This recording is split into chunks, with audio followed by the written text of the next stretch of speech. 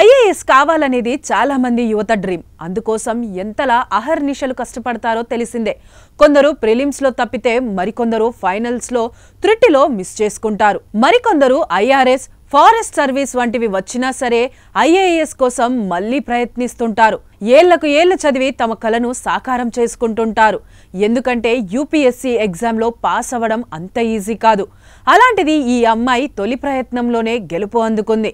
అది కూడా ఎటువంటి కోచింగ్ లేకుండా అత్యంత చిన్న వయసులోనే అందరినీ ఆశ్చర్యపరిచేలా విజయం సాధించినప్పటికీ ఐఏఎస్, ఐపీఎస్ రెండూ వద్దనుకుంది.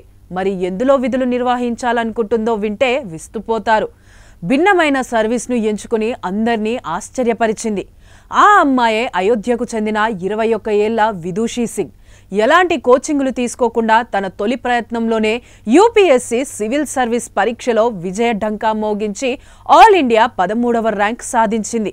ఢిల్లీ విశ్వవిద్యాలయంలో ప్రతిష్టాత్మక శ్రీరామ్ కాలేజ్ ఆఫ్ కామర్స్ నుంచి ఆర్థిక శాస్త్రంలో పట్టభద్రురాలైన విదూషి సొంతంగా ప్రిపేర్ అయి సివిల్స్లో సక్సెస్ అందుకుంది. క్రమశిక్షణ, దృఢ సంకల్పం ఉంటే స్వీయ గైడెన్స్లో విజయం సాధించడం పెద్ద కష్టమేమీ కాదని నిరూపించింది.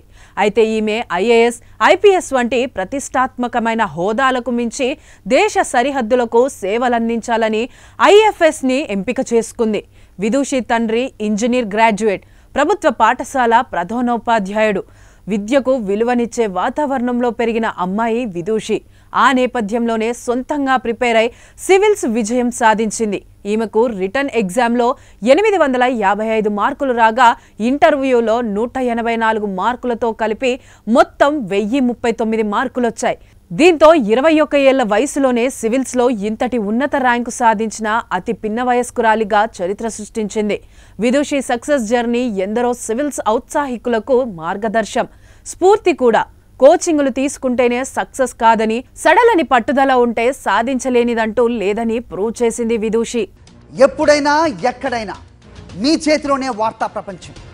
మీ మొబైల్లో, మీ కంప్యూటర్లో, మీ టీవీలో సాక్షి టీవీ డిజిటల్ ప్రసారాల కోసం లాగిన్ అవ్వండి www.youtube.com/సాక్షి టీవీ.